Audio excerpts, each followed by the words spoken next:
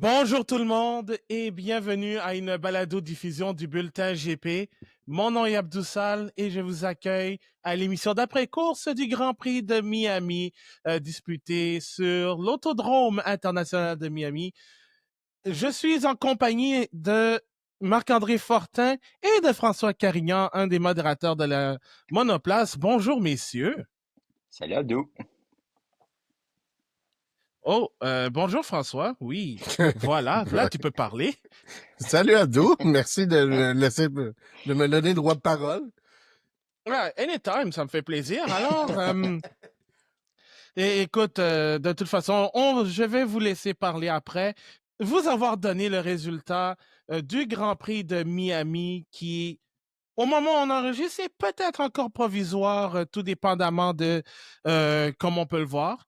Alors, Oscar Piastri remporte ce Grand Prix. C'est une troisième victoire consécutive pour le jeune Australien devant Lando Norris, donc un doublé McLaren, et George Russell complète le podium pour Mercedes. Max Verstappen partait en pole position, termine quatrième. Alex Albon, un bon résultat pour Williams en cinquième place. Andrea Kimi Antonelli, sixième avec une pole lors du sprint. Charles Leclerc et Lewis Hamilton, on va en reparler, septième et huitième. Carlos Sainz, neuvième actuellement, et Yuki Tsunoda, dixième. À noter que Tsunoda a été pénalisé de 5 secondes pour vitesse excessive dans la ligne des pluies et a gardé sa dixième place et le point par 168, point 0.168 secondes devant Isaac Hadjar. Donc, très serré dans ce cas-là.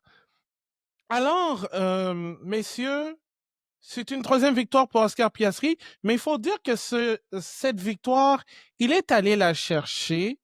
Marc-André Verstappen contre Piastri, prise 2, on pourrait dire. Mais cette fois-ci, c'était pas au départ, c'était pendant la course. Ouais, prise 2. Excellente bataille encore une fois pour les deux. Euh, Tu vois à quel point c'est deux pilotes qui ne se laissent pas marcher sur les pieds. Piastri n'a pas peur de Max. Max n'a pas peur de Piastri. Ça donne un excellent combat pour les deux pilotes, là. Oui, effectivement. Et vraiment, j'ai bien apprécié la manière dont Piastri et Verstappen nous se sont battus. Ça a été vraiment du pilotage de haut niveau quand même. François, toi, de ton côté, bataille Verstappen-Piastri, c'était déjà beaucoup mieux que ce qu'on avait à Jeddah. Ouais. Ouais, ben, tu sais, je veux dire, Max, c'est quelqu'un que si jamais tu veux le dépasser, prépare-toi à travailler. C'est quelqu'un qui, à l'opposé de certains Connor Hellebuck, ne laisse absolument rien passer. Et puis, non, pour vrai, petite référence hockey là, pour ceux qui suivent les séries de la LNH. Euh, Bref, je trouve que c'est quelqu'un qui est extrêmement agressif en défensive, pousse ses rivaux vers les intérieurs, les extérieurs de virage, là où que c'est inconfortable vraiment de se placer. Lando Norris s'est fait avoir au premier tour. Oscar Piastri, lui, là, ça y a pris quelques fois l'avoir et finalement a réussi à le dépasser et à se sauver assez rapidement parce qu'il voulait rien savoir d'une deuxième bataille avec Max. On a vu que Lando, ça y a pris un petit peu plus longtemps d'aller chercher Max. Donc, Oscar, lui, a vraiment là, a fait son travail. Puis ensuite de ça, là, ça lui a donné une excellente avance de presque 10 secondes, en fait, parce que Max était occupé à défendre sa position, donc perdait beaucoup de temps contre Lando Norris. Donc, pendant un bout de temps, même, on voyait les positions là, 4, 5, 6 se rapprocher tellement que les deux, ça leur coûtait du temps. Et Oscar Piastri, lui, a fait sa petite course à partir de là. Oh, Si tu me, oh, si tu me laisses Abdou, j'aime l'instinct de Piastri dans des moments importants comme ça où, tu sais, comme François l'a dit, quand tu veux dépasser Max Verstappen, il faut que tu le travailles. Puis, tu sais, il travaillait vraiment très bien, là. Il s'enlignait pour aller vers l'extérieur. Finalement, il lui concédait l'extérieur j'ai l'impression qu'il a voulu le mélanger un petit peu dans ses différentes attaques pour finalement arriver au bon moment pour l'attaquer comme il souhaitait le faire. C'est vraiment un pilote justement d'instinct. Puis je pense que c'est pour ça que dès le début de l'année, on était en mesure de pratiquement, si Max n'était pas dans la course, de lui donner le championnat parce qu'il y a 4 fois plus d'instinct qu'un Lando Norris. Puis il est encore plus combatif. Tu sais, on va peut-être revenir là, sur Lando plus tard, là, mais quelle combativité quand même, ce Piastri. Et effectivement, et justement, ça m'amenait à l'autre point, c'est que on constate j'ai constaté deux trucs différents dans la bataille entre Verstappen et Piastri et celle entre Verstappen et Norris. C'est que je pense que Piastri, les deux essayent de faire des dépassements par l'extérieur, mais Piastri j'ai plus l'impression que Piastri connaît plus ses limites que Lando parce qu'il sait se rétracter. Et Max Verstappen est un pilote déjà très difficile à dépasser, mais il ne faut jamais essayer de dépasser par l'extérieur parce que Max est capable de bloquer tout de suite en partant. Et c'est peut-être ça aussi qui a fait en sorte que Oscar a été en mesure de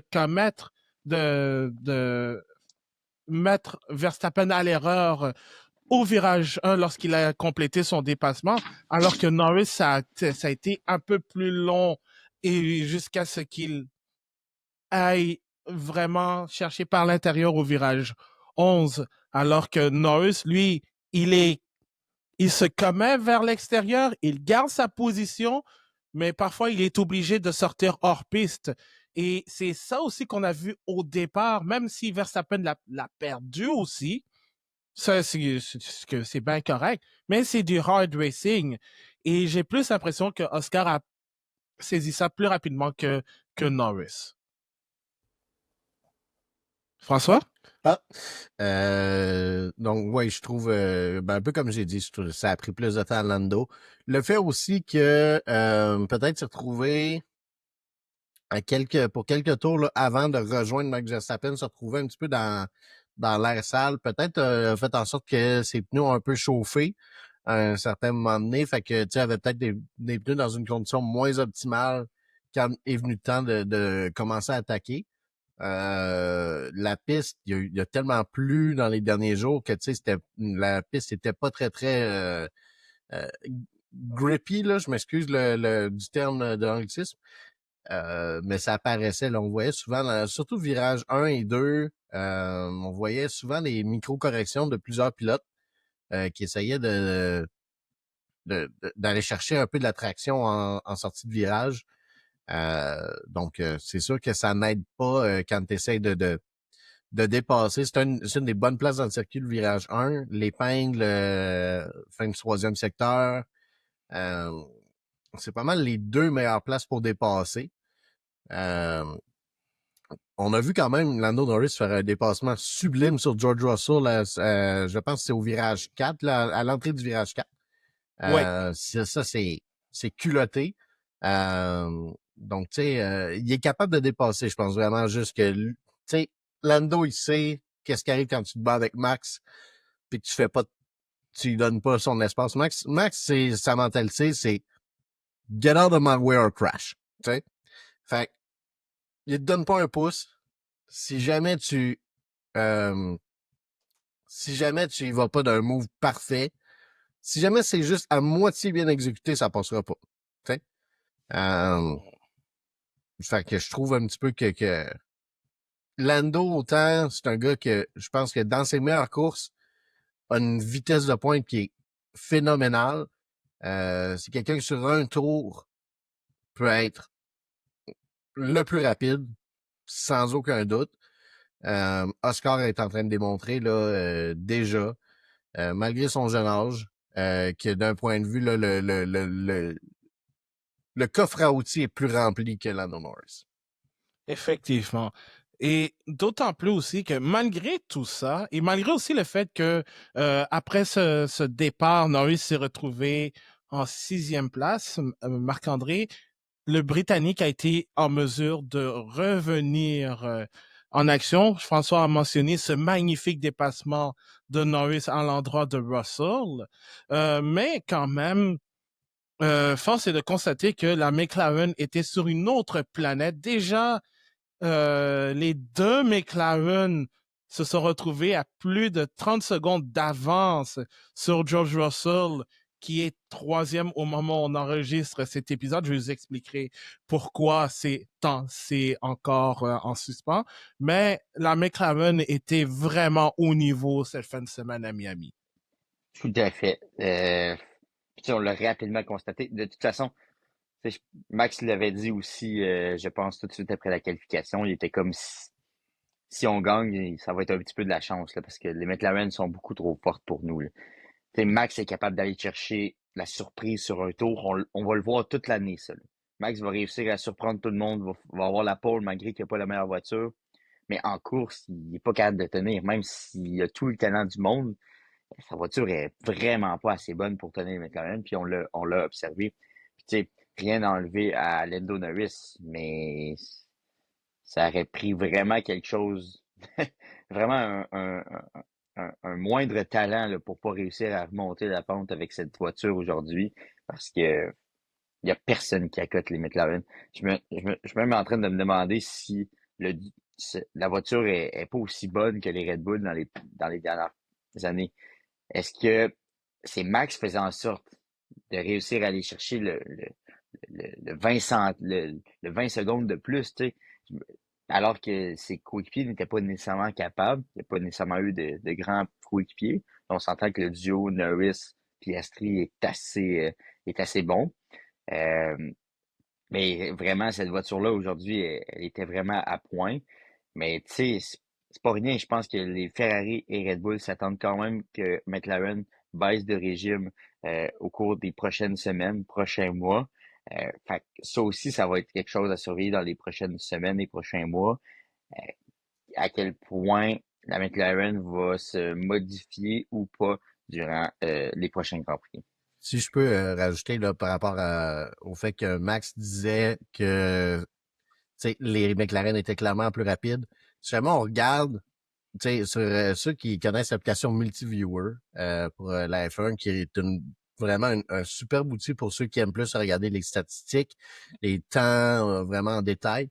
Si jamais on regarde en qualification hier, si jamais on met les 3 meilleurs secteurs de Q1, Q2, Q3 des 2 pilotes McLaren, si jamais les deux avaient eu un tour optimal, ça aurait été Lando Norris en pole et Oscar Piastri deuxième par une bonne coche sur Max Verstappen. Fait que tu sais, les deux pilotes n'ont pas réussi un tour parfait en Q3. Max est capable d'aller chercher ce tour parfait-là presque semaine après semaine. Fait que c'est ça en ce moment qui fait en sorte que tu sais, il réussit à quand même à aller voler quelques points ici et là au McLaren. Bon, pas ce week-end, les McLaren ont eu des 1 et 2 là, et en sprint et en course. Mais c'est ça qui va faire en sorte qu'il va se maintenir cette saison. Il est capable d'aller clutcher ce tour-là en Q3 quand ça compte. Ouais. Et aussi, je vous ai envoyé le lien de l'image. Mais il y a Formula Data Analysis qui fait beaucoup de visualisation technique sur les réseaux sociaux, puis il est bien calé en plus. Il a fait en course, McLaren était plus rapide en moyenne 60 points, presque 7 dixièmes sur la Red Bull. En plus, en troisième, c'était Mercedes et Williams. Donc, vraiment, c'est plus d'une demi-seconde plus rapide en course sur Red Bull pour McLaren. Donc, il y avait rien à dire. La McLaren était juste ultra compétitive et ce qui rend le tour de Max en qualification vraiment impressionnant et encore plus celle de Andrea Kimi Antonelli en sprint, mais en course, les McLaren étaient juste dominantes et même malgré la petite excursion de Norris au départ, ben tout simplement euh, ça allait se terminer en doublé. Et je dois dire quand même pour Max, parce on va passer tout de suite à Red Bull et à Max Verstappen, ça a vraiment été dommage qu'il finisse quatrième. Bon, la raison pour laquelle je dis que présentement le podium de Russell pourrait être temporaire, c'est parce que Red Bull a soumis un protest à l'endroit de la FIA concernant le fait que George Russell n'aurait pas ralenti suffisamment sous les drapeaux jaunes, vraisemblablement lors de la voiture de sécurité virtuelle, la première avec Oliver Burman. Donc, ça reste à voir si la FIA va prendre note de tout ça, si elle va accepter. Mais Verstappen s'en allait en temps normal sur un podium, mais la voiture de sécurité virtuelle a joué en sa défaveur, comme l'année dernière.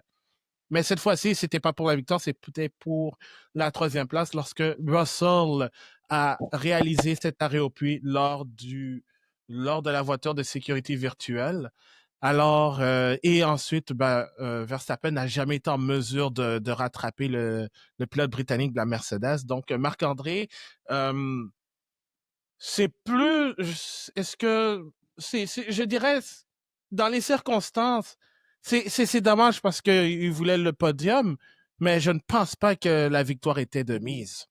Pas du tout, pas du tout. Puis ce qu'on constate également, je pense, de semaine en semaine, c'est que Max va plutôt se battre peut-être, et c'est dommage de le dire ainsi, en tout cas pour moi, va probablement se battre pour une troisième place au classement général plutôt que sur une première et deuxième place. On va voir comment la saison va se dérouler.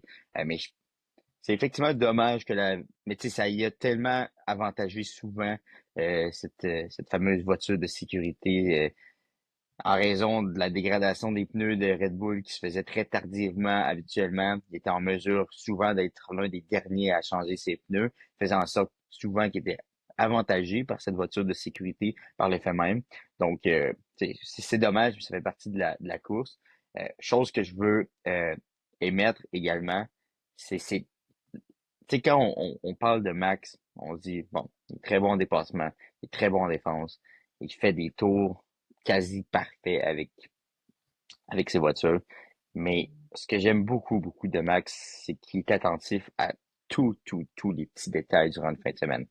Puis pourquoi le protet de Red Bull existe aujourd'hui, on sait pas, là. Peut-être qu'il n'y a rien non plus, peut-être que Red Bull vont pas avoir gain de cause. Mais pourquoi il y a un protet en ce moment qui est émis par Red Bull? C'est l'attention des petits détails de Max, de dire hey, il a peut-être pas ralenti comme il fallait, ce George.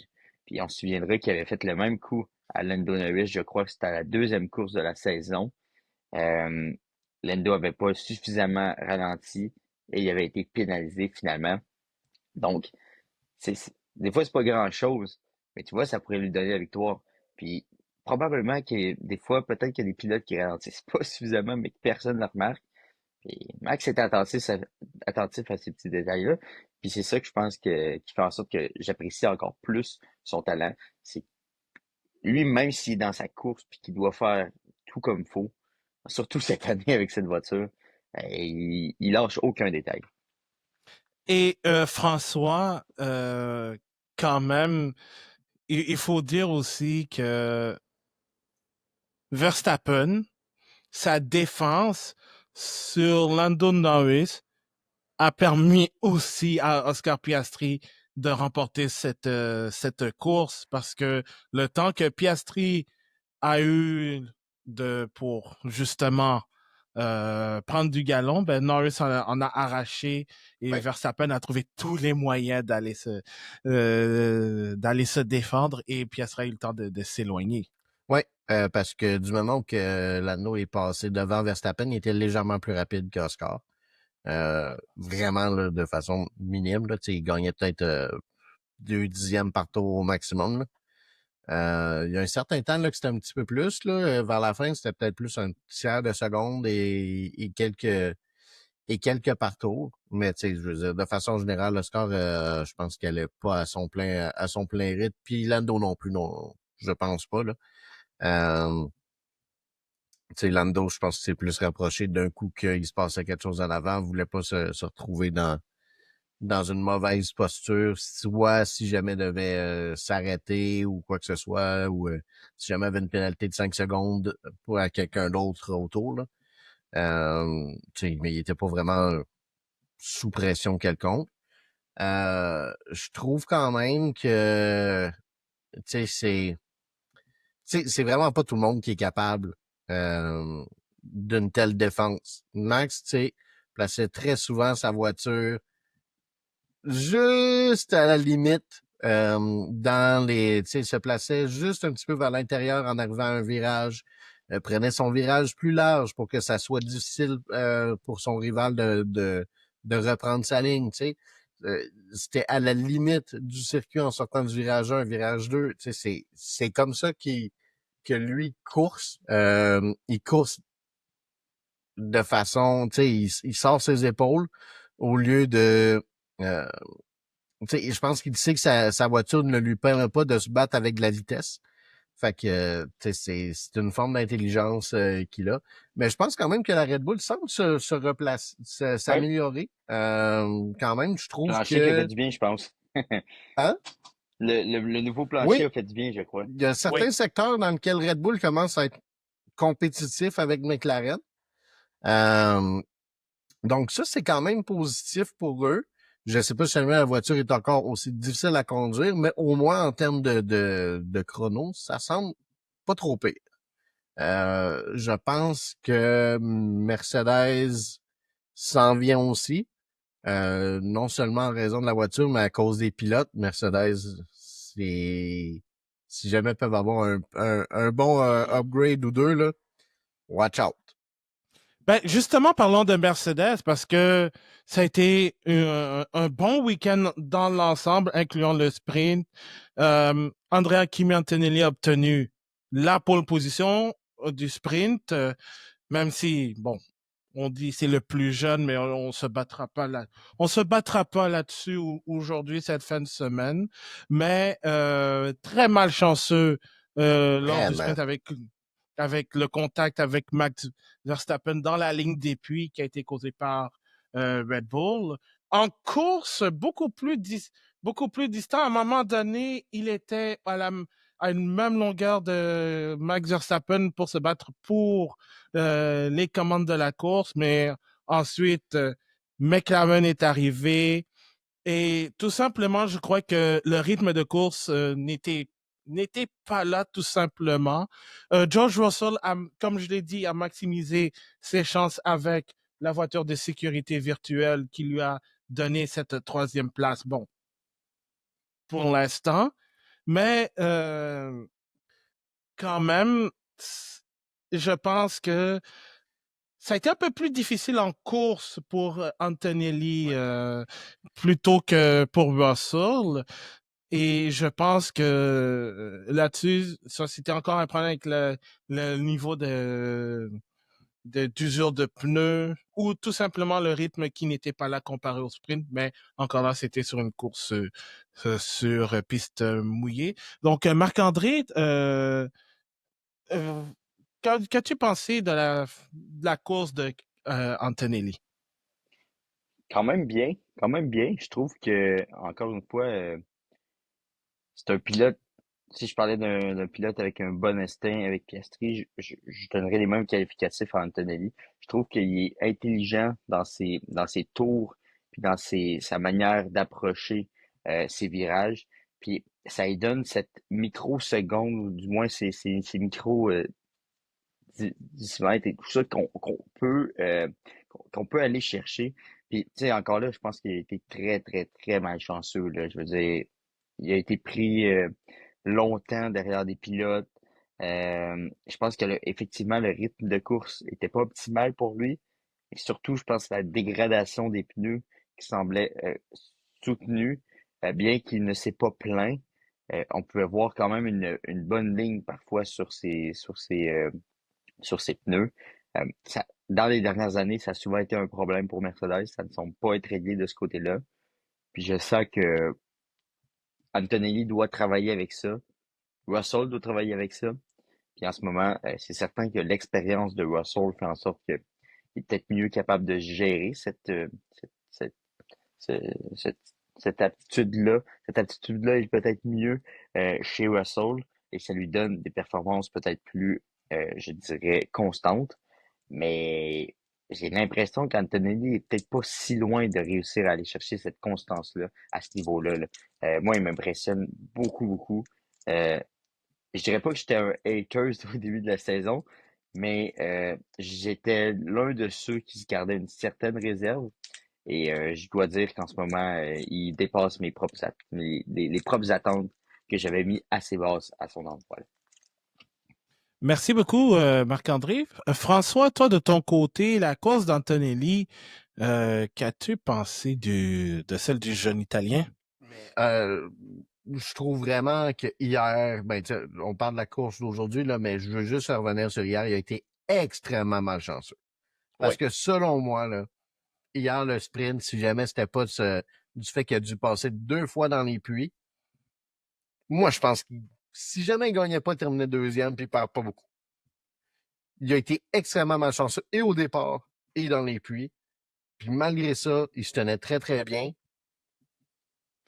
Hier, on a vu que quand la dégradation des pneus n'est pas trop un problème, ce pilote-là est rapide et incisif. Il y a déjà un coup de volant là, parmi les meilleurs. Ouais. Il va y avoir beaucoup d'apprentissage à faire d'un point de vue comme défense, d'un point de vue où attaquer, quand attaquer. Quand est-ce que c'est le temps de mettre toute la gomme, justement, là, quand est-ce que c'est correct d'user ses pneus un peu plus. Mais on a vu hier là, les signes d'un futur pilote dominant, selon moi. Les premiers signes vraiment convaincants. Il est vendredi avec la pole, là. Je veux dire, le gars il a fait 60 minutes de pratique. Il n'a jamais conduit sur la piste, puis t'amènes ça en pole. Avec une voiture qui n'est pas la meilleure sur le circuit, c'était fantastique. Mais aujourd'hui, un petit peu plus compliqué. Je pense aussi que il y avait beaucoup de facteurs inconnus. Là, la pluie qui semblait s'en venir ici et là. Est-ce que ça a peut-être un peu déconcentré? Est-ce que ça a un peu comme chamboulé sa stratégie? Lui, est-ce qu'à ce moment-là, il s'est dit, bon, si jamais, admettons, qu'on va avoir de la pluie entre le 14 et 18e tour, est-ce que je peux plus user mes pneus tout de suite? Est-ce que je peux en soutirer un peu plus? Je sais pas en tant que tel comment est-ce que ça s'est vu de son côté, mais je lui donne vraiment le bénéfice du doute. Il a quand même terminé 6e, si je me trompe pas. Devant, selon moi, des pilotes qui sont tous meilleurs que lui. C'était ça, 6e, je pense? Ouais, 6e. Fait que, tu sais, il n'y a rien de... Il y a rien de gênant du tout dans ses performances-là. Puis, ça fait c'est sa 6e course à la fin. Je veux dire, le kid a 18 ans. Ça va être terrible. À 20 ans, va être un monstre. Écoute, il y a le même genre de parcours qu'Oscar Piastri a eu quand c'est arrivé, mais Piastri avait 22 ans, si je ne me trompe pas, 21, 22 ans. Puis, tu sais, avec une voiture... À peu près. Ouais, avec une voiture un petit peu meilleure que celle qui était McLaren quand c'est arrivé. Mais disons là qu'on va comparer... Moi, je vais comparer Antonelli, disons, dans ses 5 à 10 dernières courses de la saison avec Piastri de ses 5 à 10 dernières courses de sa première saison. C'est là qu'on va voir un petit peu quel genre de pilote qu'on a, parce que d'après moi, la Mercedes, si tout va bien, va se retrouver à peu près au même niveau de compétitivité que la McLaren à la fin de sa première saison. J'ai hâte de voir ça et surtout le niveau de maturité d'Antonelli. Pour un pilote de Il est 18 ans, c'est déjà extraordinaire. Il a 6 courses. Ouais. À 6 courses en plus. On va passer maintenant Oh God! On va parler de Ferrari. Bon, on relance où? Oh boy. Déjà, mettre en contexte. Déjà, au moins, Lewis Hamilton a sauvé un peu la mise avec une 3e place. dans ce chaos. Charles Leclerc a malheureusement tapé le mur sur son tour de reconnaissance. Heureusement, pas de sa faute. C'est la voiture qui a fait de l'aquaplanage. En qualification très compliquée, 8e pour Leclerc, 12e pour Hamilton. En course, au moins, Hamilton a été en mesure de se battre, rester un petit peu trop longtemps derrière la Haas de Esteban Ocon. Mais ce qui a retenu l'attention, ce sont les commentaires de Hamilton durant la course. Et juste pour vous donner une idée, je pense, et je l'ai mis aussi sur les réseaux sociaux, j'ai dit, pour moi, le pilote du jour devrait être Lewis Hamilton, juste à cause de ses commentaires à la radio, lorsque venait le temps d'effectuer un changement de position avec Charles Leclerc, la demande justement pour aller chercher Antonelli et se débarrasser de Carlos Sainz qui était derrière. Oh boy! Et ensuite, bon, il y a eu Hamilton qui a dit, est-ce que vous avez une pause de thé, un tea break? Et lorsque Ricardo Adami, l'ingénieur de piste d'Hamilton, a dit que Sainz était à 1.4, il lui a dit, est-ce que vous voulez que je le laisse passer aussi de manière sarcastique?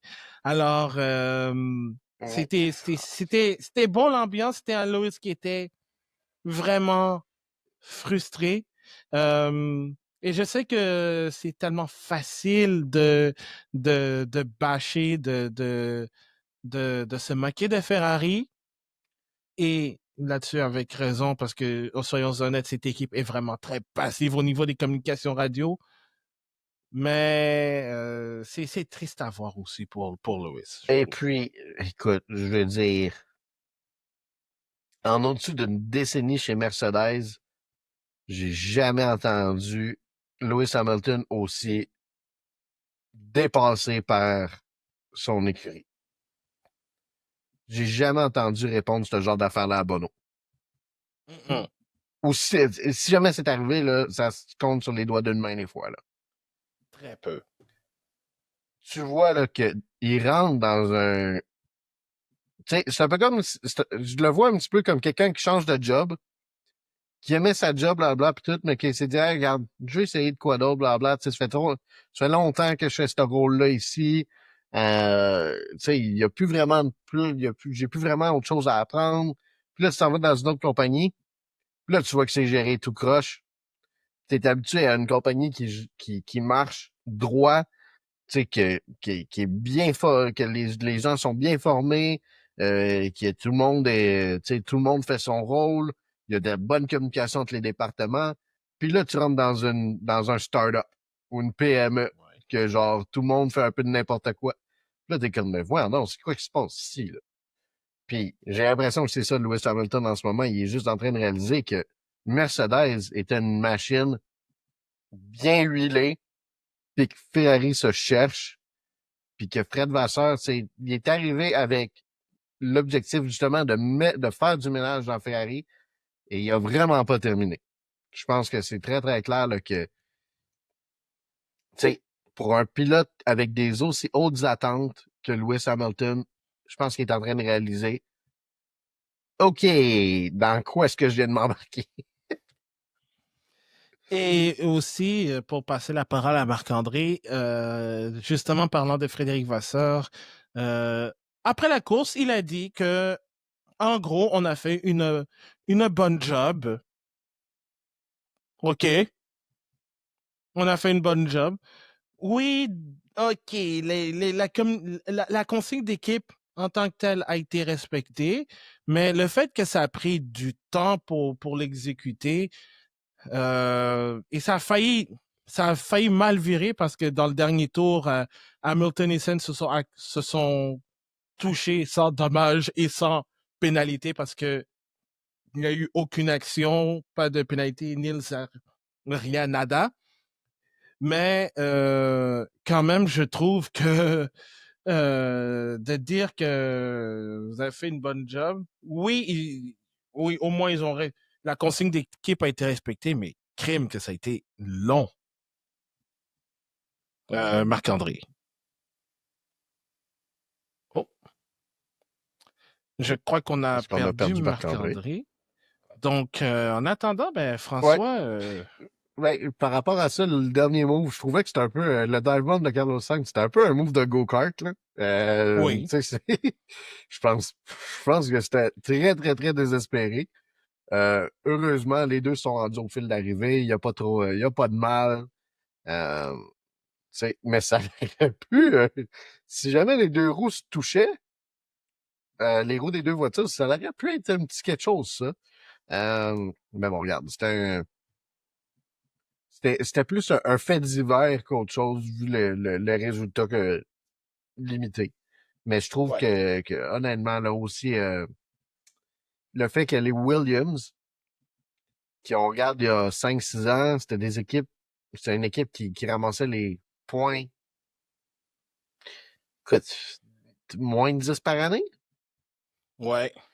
Puis qu'aujourd'hui, finalement, avec les bonnes ressources, avec un team principal qui est extrêmement intelligent, patient, qui sait mettre les bonnes priorités aux bonnes places, les bons outils, tu sais, se débarrasser des Excel, des choses de même comme on a vu l'an dernier.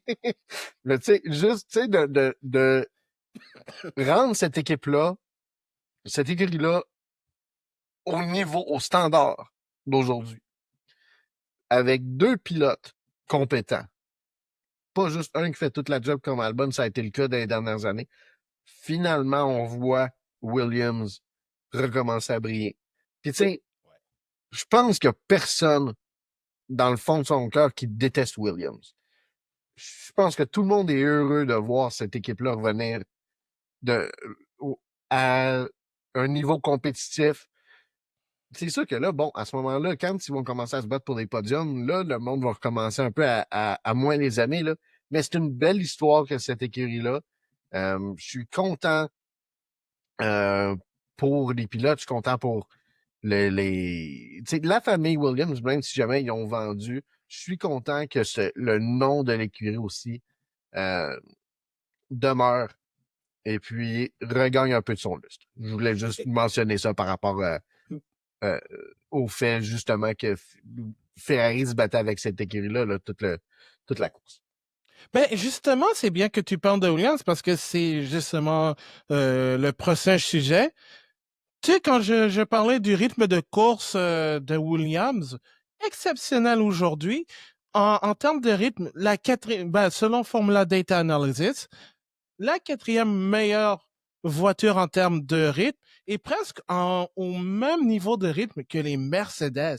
Donc déjà, juste à voir, par exemple, Albon était à 7 dixièmes derrière Piastri en termes de temps moyen et Sainz euh, 80, ben, 870 centièmes de Piastri, alors qu'ils étaient presque au même niveau que les Mercedes, qui en général ont quand même un bon rythme de course.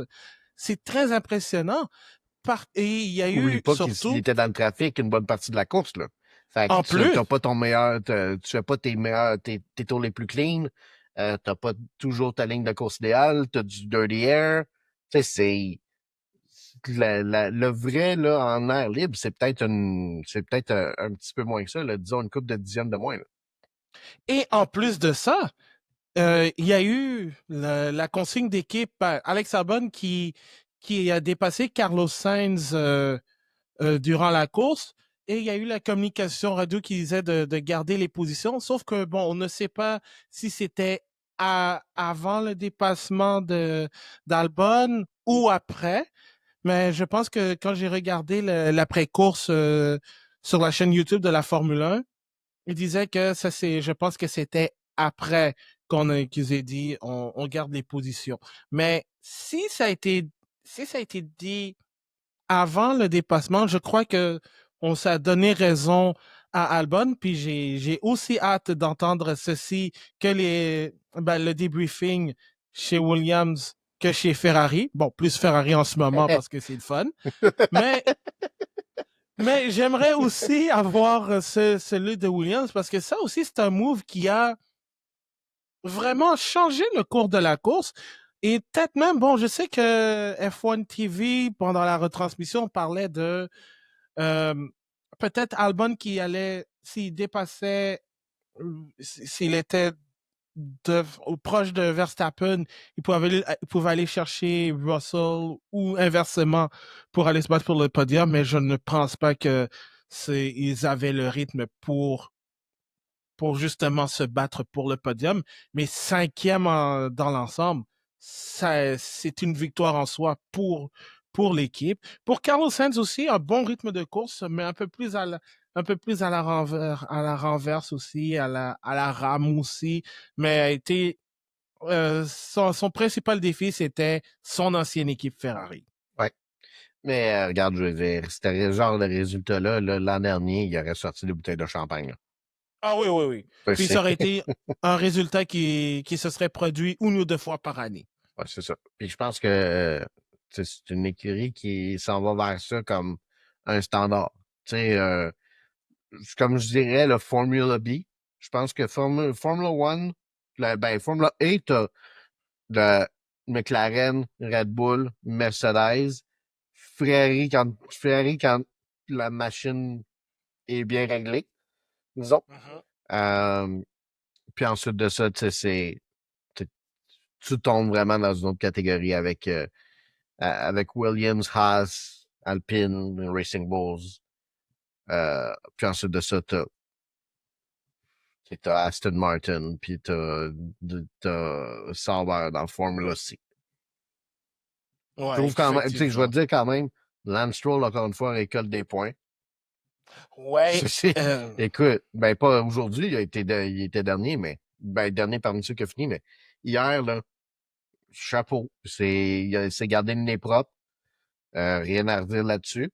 Mais écoute, Fernando Alonso, absolument méconnaissable. Je pense honnêtement là, que ça achève pour lui. Là. On ben, va en revenir, là, mais je voulais rien dire par rapport à Williams. Là. Se ouais, retrouve aujourd'hui, là où que Aston Martin et Sauber se retrouvaient. Il y a 2-3 ans, là, c'était ça Williams. Fait que le ouais. turnaround a été vraiment fantastique.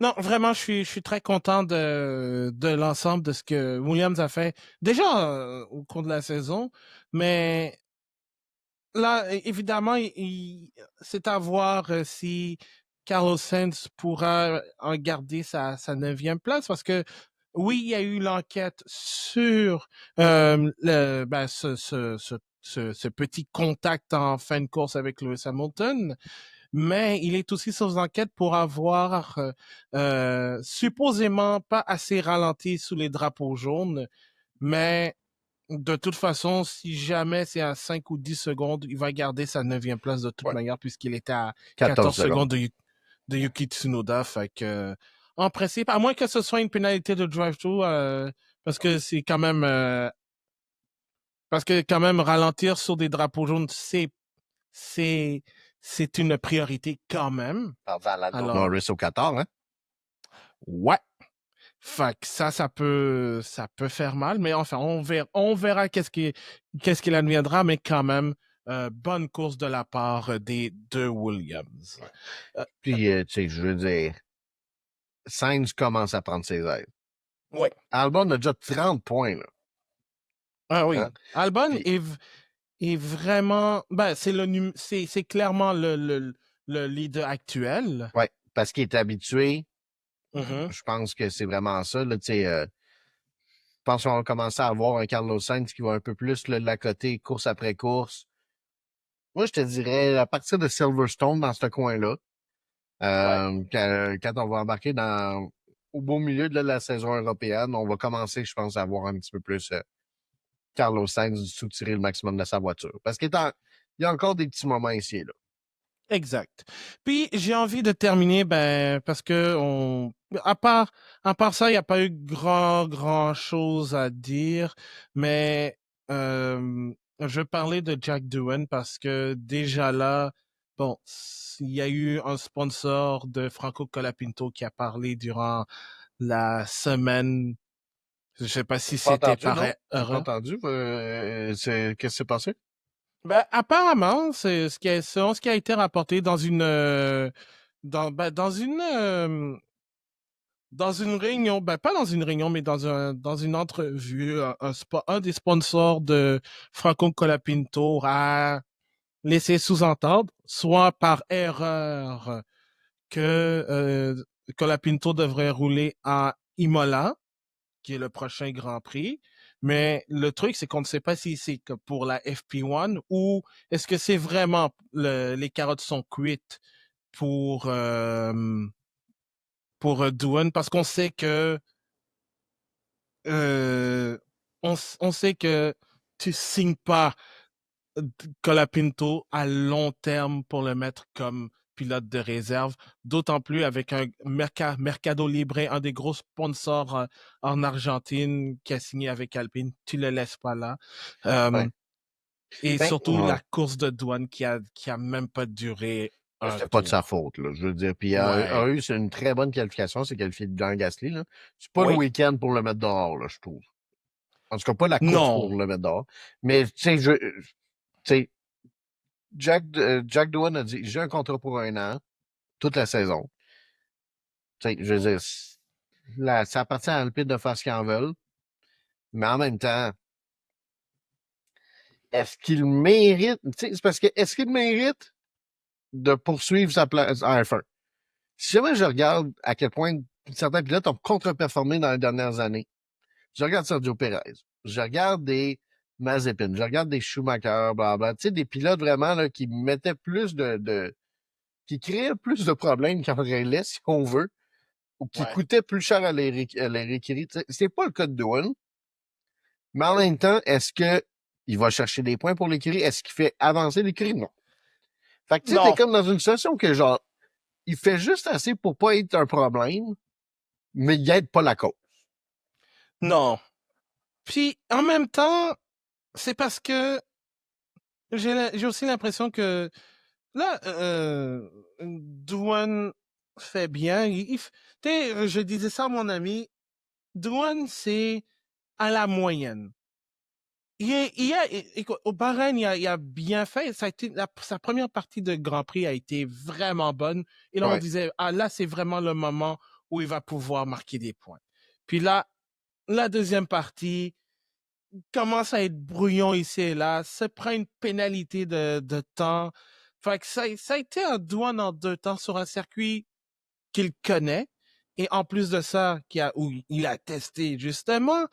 Donc, là-dessus, tu sais, je veux bien croire que c'est aussi une recrue, mais sur un circuit qu'il connaissait déjà, c'était, c'était, c'était un peu moins pardonnable que les autres. Puis comme tu l'as dit, à Miami, aujourd'hui, c'était pas de sa faute. Je pense que c'était vraiment d'abord un incident de course et Lawson qui a fermé un peu trop la porte. Mais bon. On va en parler de lui d'ailleurs, là, mais vas-y, continue, là.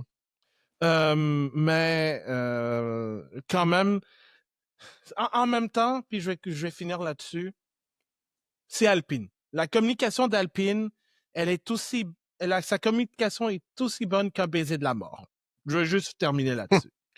Mais C'est à prendre ou à laisser. tu parlais de Liam Lawson, là, j'aimerais Oui. que... Saint-Seigneur! Qu'est-ce qui se passe avec ce gars-là? Ah, Il y a écoute, rien qui marche. ouais. Ben, écoute, je pense qu'avec la pénalité d'Albon, je pense il a marqué un point. Non? Je pense que c'est Gasly. Ouais. Non. Parce qu'il y a eu. Lawson était 12e, là. Ah oui, parce qu'il a été impliqué c'est vrai, il a été impliqué dans l'accrochage avec Fernando Alonso dans le sprint. My bad. Mais écoute, moi, je pense que c'était une grosse erreur de Red Bull de l'avoir mis dans le baquet trop vite. Je sais et j'ai louangé le niveau d'adaptation de Lawson dans toutes les catégories où il a été. Mais en Formule 1, on s'entend, c'est un sport ruthless. Très ruthless. Mais, tu sais, il a démontré qu'il avait de la performance, qu'il avait de la compétence, qu'il avait du talent.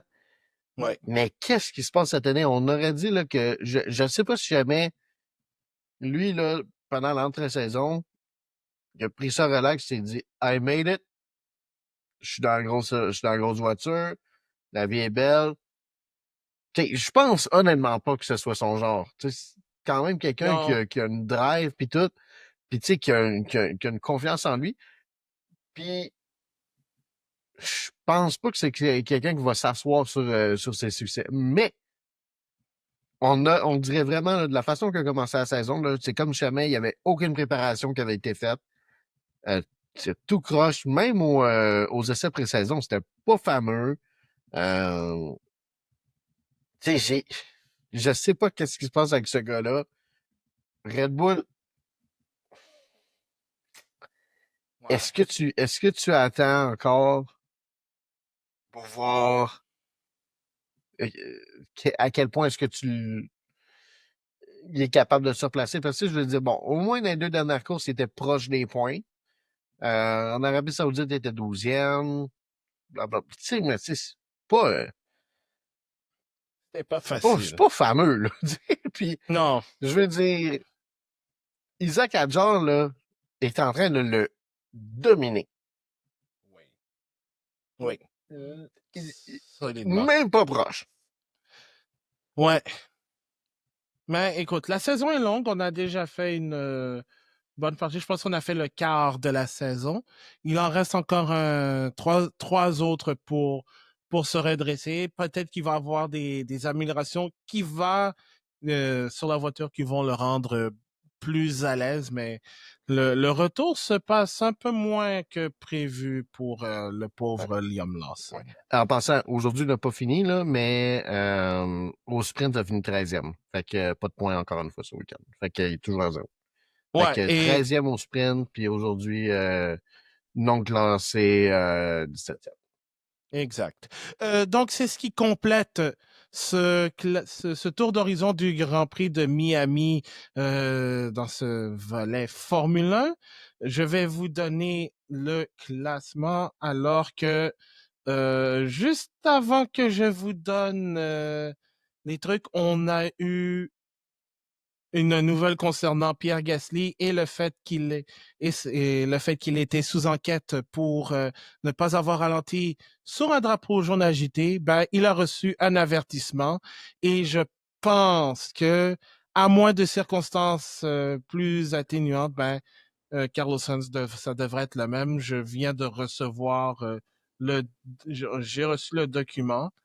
Il y a de cela quelques instants, mais toujours rien au niveau de la protestation pour de Red Bull à propos de George Russell, encore moins pour l'incident avec Carlos Sainz sur le drapeau jaune. Ouais. Donc, voici le classement des pilotes en Formule 1. Oscar Piastri reste toujours en tête avec 131 points, suivi de Lando Norris avec 115. Max Verstappen est à 99. George Russell, 4e avec 93. Charles Leclerc est 5e avec 53 points. Andrea Kimi Antonelli, 6e avec 48. Lewis Hamilton, 7e avec 41. Alex Albon, 8e avec 30 points. Et en 9e et 10e place, Esteban Ocon et Lance Stroll, respectivement avec 14 points. Et au classement des constructeurs, McLaren est toujours en tête et suffisamment même avec 246 points. Mercedes est 2e avec 141. Red Bull est 3e avec 105. Ferrari 4e avec 14. Williams 5e avec 37 points. Haas est 6e avec 20 points. Aston Martin 7e avec 14. Racing Bulls avec 8. Le point de Pierre Gasly au sprint d'hier fait en sorte que Alpine est maintenant devant Sauber avec 7 contre 6. Et le prochain Grand Prix, ben, c'est en Europe, en Italie, pour le Grand Prix d'Émilie-Romagne. Et on va terminer avec le résultat de la F1 Academy qui avait lieu à Miami cette fin de semaine. On a eu droit à une course plutôt que deux. D'abord, la course 1, ben, Dorian Pain a gagné devant Alisha Palmowski et Chloé Chambers. C'est votre podium. Maya Veug est 4e. Nina Gedman, 5e. Aurelia Nobles, 6e. Tina Hausman, 7e. Rafaela Ferreira, 8e. Courtney Crone 9e, Ilya Block 10e. À noter que le top 8 marque des points puisqu'il s'agissait de la course 1 avec grille inversée. Et malheureusement, la course 2 qui avait eu lieu dimanche en après-midi a été reportée à cause de la forte pluie qui s'est abattue à Miami.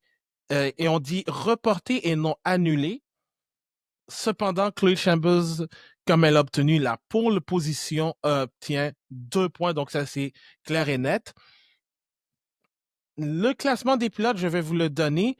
Alors, avec la course 1, Maya Veugue est toujours en tête avec 64 points, mais attention, Dorian Pain est à 1 point de la pilote qui représente Ferrari.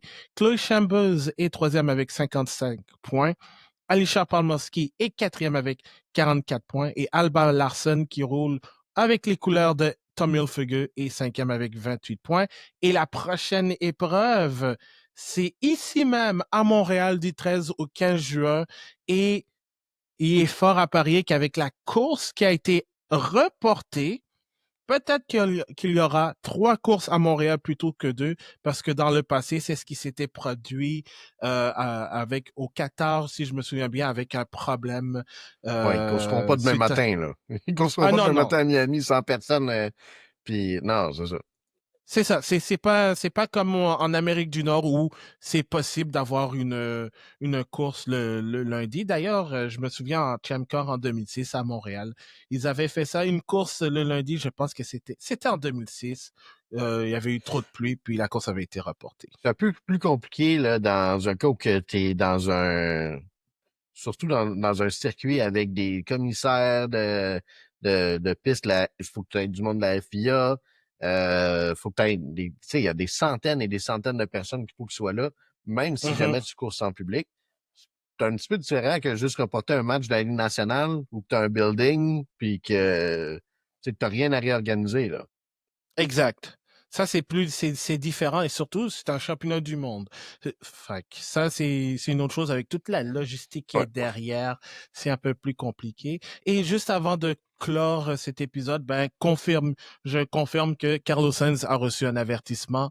Ça vient de rentrer. Donc, avertissement pour cette histoire de drapeau jaune. Rien sur notre ami George. Nope. Toujours rien pour le moment. Donc, ça va être probablement fait en post-production. Alors, c'est ce qui complète cet épisode du Bulletin GP. Nous sommes disponibles sur toutes vos plateformes de podcast préférées, Spotify, Apple Podcasts, YouTube aussi. Et nous sommes aussi sur Facebook, Blue Sky, Threads et Instagram, @le bulletin GP. Et sans oublier, évidemment, le groupe Facebook La Monoplace que François, Julien Légaré-Turcotte, son frère Émile, Carl, Anna-Maria et moi-même gérons. Donc, vous pouvez venir discuter de Formule 1, de tout et de rien sans problème. Et évidemment, le prochain après-course, ce sera lors du Grand Prix d'Émilie-Romagne, probablement le dernier à Imola. Je dis fort probablement. François, merci beaucoup d'avoir été là. Merci pour l'invitation, Abdou. Et on remercie Marc-André Fortin qui, malheureusement, pour des problèmes techniques, nous a dû quitter l'épisode un peu plus tôt. Mais mon nom est Abdou Sall. On continue toujours de rouler avec le Bulletin GP et on se retrouve pour un prochain épisode du Bulletin GP. Salut tout le monde!